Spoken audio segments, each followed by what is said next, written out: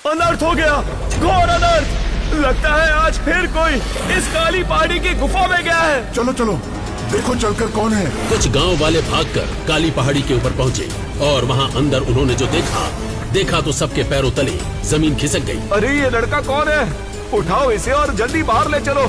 सबने जल्दी से उस लड़के को गुफा से बाहर निकाला, पर वो लड़का बेहोश था। उसका चेहरा लाल था और सांसें भी अटक अटक कर चल रही थी। कोई उसके हाथ मल रहा था तो कोई उसके पैर। अगर इसे होश नहीं आया तो?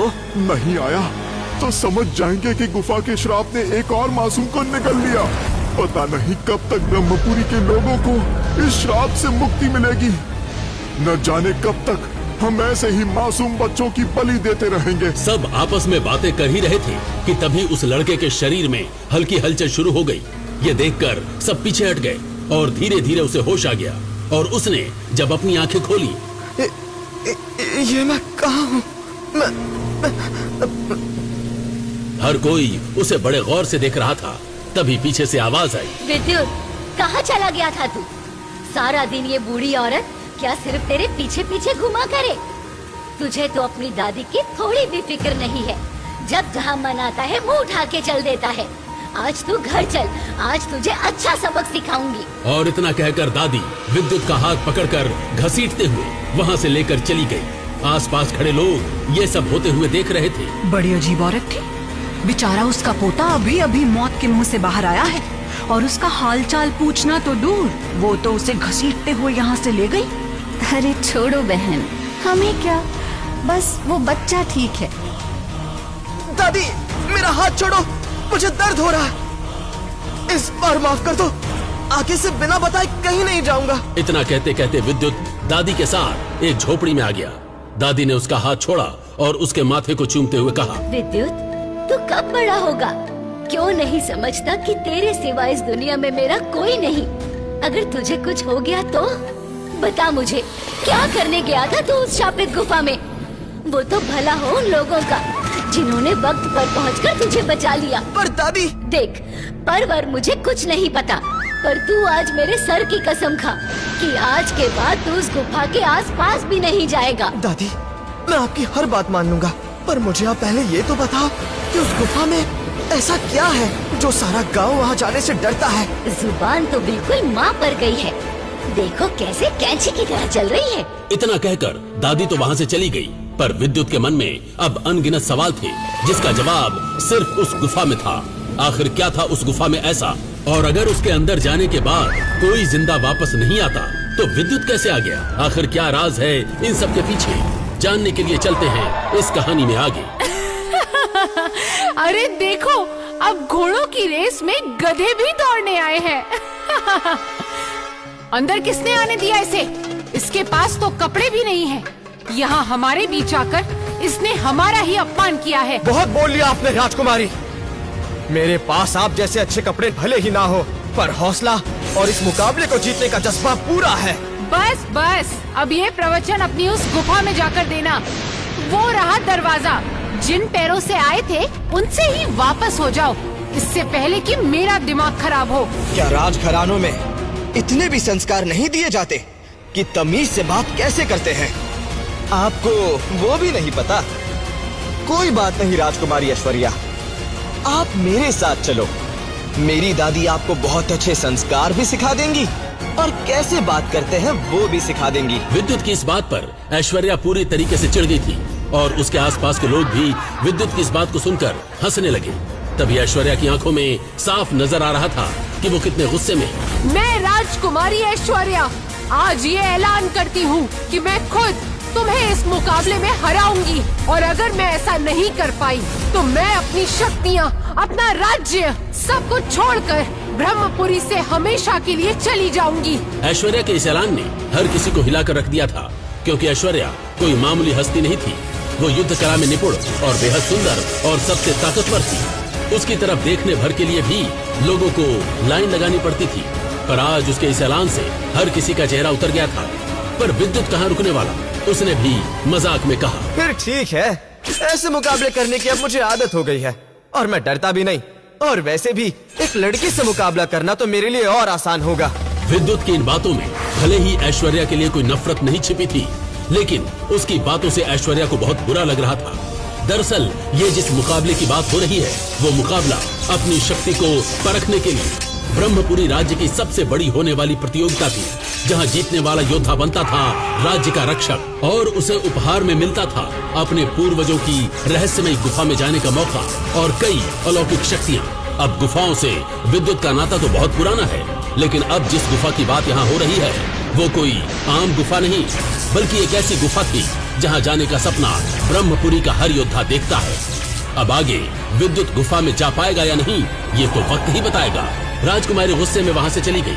थोड़ी देर बाद वो युद्ध स्थल से बाहर आया और बाजार से गुजर रहा था, तब अचानक उसने वो देखा जो आम इंसान कभी नहीं देख सकता था। अरे देखो, आसमान से सूरज नीचे आ रहा है। ब्रह्मपुरी राज्य में अपनी बूढ़ी दादी के साथ रहने वाला ये लड़का विद्युत बाजार में एक अजीब सी चमकती रोशनी देखकर हैरान रह गया, लेकिन विद्युत अनजान था कि उस रोशनी के पीछे छुपा है उसका असली भाग्य और एक ऐसी जंग जो उसकी दुनिया बदल कर रख देगी। भीड़ भाड़ वाले बाजार में लोग अपने अपने काम में लगे थे, पर विद्युत की आंखें आसमान की तरफ टिकी थी। उसे सचमुच ऐसा लगा मानो सूरज धीरे धीरे धरती की ओर उतर रहा हो, लेकिन लोग उसकी बात सुनकर हंसने लगे। पागल है क्या? क्या बकवास कर रहा है ये? विद्युत की इस बात पर लोगों ने जोर से ठहाके लगाए और हर तरफ हंसी गूंज उठी, लेकिन विद्युत के चेहरे पर एक गंभीरता थी। उसने किसी की परवाह नहीं की और बेचैनी में वो किले की ऊंची मीनार पर चढ़ गया और मशाल आग के कुंड में डाल दी।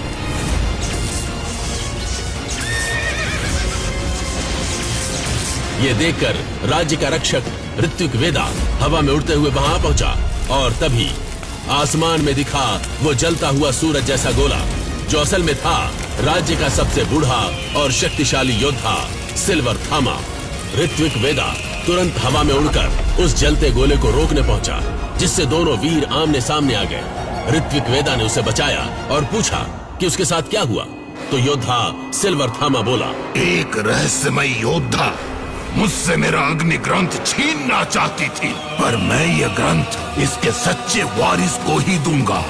यही वजह है कि हम दोनों के बीच युद्ध छिड़ गया।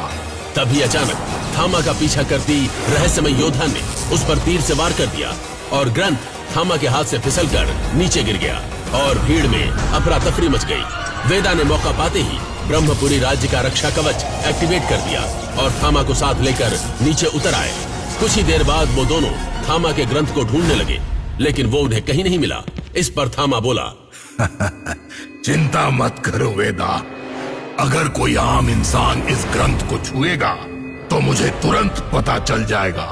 इतना कहकर थामा हवा में एक ऊंची छलांग लगाकर आसमान में गायब हो गया। एक रहस्यमयी गुफा में धुंधले से उजाले के बीच बैठा था विद्युत थामा के अग्नि शक्ति ग्रंथ के साथ और उसे खोलने की कोशिश कर रहा था, लेकिन डर के मारे उसके हाथ कांप रहे थे और आंखों में ग्रंथ के मिलने की चमक थी। वो अचानक खुशी से बोला, अगर मैंने इसकी सारी शक्ति सीख ली तो युद्ध जीतना मेरे लिए मुश्किल नहीं होगा। शायद राजा मुझे रहस्यमय गुफा में जाने का मौका दे दे और वही क्या पता मुझे मेरे माता पिता के बारे में कुछ पता चल सके। ये सोचते ही उसके चेहरे पर एक बड़ी सी मुस्कान आ गई, लेकिन अगले ही पल विद्युत को थामा का ख्याल आया और उसका दिल घबरा उठा। लेकिन तभी तेज हवा चलने लगी और विद्युत का लॉकेट चमकने लगा।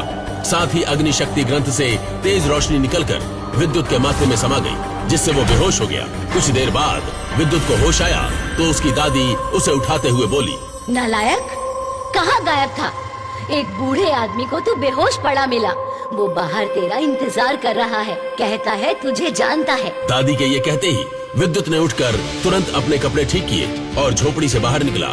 तभी उसकी नजर एक बूढ़े आदमी पर पड़ी। ये बूढ़ा आदमी कोई और नहीं बल्कि खुद थामा था, लेकिन विद्युत थामा को ज्यादा भाव नहीं दे रहा था। उसे तो कैसे भी करके उस युद्ध भूमि में जाना था, क्योंकि उसे लगता है कि शायद इस गुफा में जाने से उसे पता चल जाएगा कि उसके माता पिता कहाँ हैं। थामा ने उसे बताया कि वो विद्युत को जानता है। ये सुनकर विद्युत थोड़ा हैरान हुआ और बोला, मेरे पास आपसे बात करने का समय नहीं है, मुझे युद्ध स्थल जाना है। इतना कहकर विद्युत आगे चलने लगा और वो बूढ़ा थामा भी उसके पीछे पीछे चलने लगा और चलते चलते विद्युत को अपने पुराने युद्धों की कहानियां, शूरवीरों के किस्से सुनाने लगा। पर विद्युत फिर भी चुप था, उसे इन बातों में कोई रुचि नहीं थी। ये देख उस बूढ़े थामा ने मुस्कुराते हुए विद्युत से पूछा, क्या तुम लड़ना जानते हो?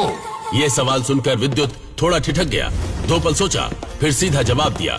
मैं लड़ना नहीं जानता, बस बचाव करना जानता हूँ। विद्युत की इस बात पर बूढ़ा थामा ठहाका मारकर हंस पड़ा और बोलने लगा। क्या सिर्फ बचाव करके तुम युद्ध जीत लोगे? विद्युत की आंखों में एक गहरी उदासी उतर आई और वो धीमे स्वर में बोला, न मेरे पास इतना धन है कि मैं शक्ति खरीद सकूं, और न ही कोई ऐसा गुरु जो मुझे शक्ति सिखा सके। ये सुनकर बूढ़ा थामा कुछ पल के लिए गंभीर हो गया, फिर चलते चलते अचानक रुक गया और गहरी नजरों से विद्युत की आंखों में झांक कर बोला, अगर तुम अपना लॉकेट निकाल दो तो तुम्हें कोई भी युद्ध में हरा नहीं सकेगा। उस बूढ़े थामा की बात सुनकर विद्युत चौंक गया। उसके मन में सैकड़ों सवाल उठने लगे। मेरा लॉकेट, इसमें ऐसी क्या शक्ति है?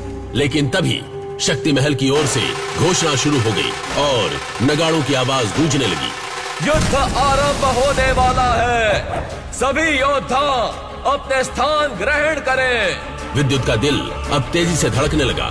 क्या आज उसकी किस्मत बदलने वाली थी? शक्ति महल के विशाल द्वार धीरे धीरे खुलते हैं। भीतर युद्ध की भयंकर तैयारी, बाहर हजारों की भीड़ थी। हर कोई सांस रोककर इस दृश्य को देख रहा था और उन्हीं के बीच तेज कदमों से चलता हुआ विद्युत अंदर आया और उसके साथ थे रहस्यमय योद्धा सिल्वर थामा। तैयार रहो विद्युत, ये सिर्फ युद्ध नहीं, तुम्हारी पहचान की पहली परीक्षा है। जैसे ही विद्युत शक्ति महल के भीतर पहुंचा, भीड़ में से तेजस नाम का एक लड़का निकला जो कि राज्य के लीडर विराट का घमंडी बेटा था। वो विद्युत का रास्ता रोकते हुए बोला, जरा देखो तो, ये फटीचर भी आज युद्ध लड़ने आया है। तेजस ने विद्युत को धक्का देते हुए कहा। भीड़ अचानक चुप हो गई। सबकी नजर विद्युत पर टिकी हुई थी।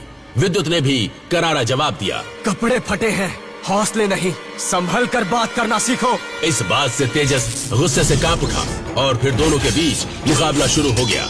एक तरफ तेजस ने ताबड़तोड़ हमला करना शुरू कर दिया, वहीं विद्युत ने हर बार चतुराई से बचाव किया।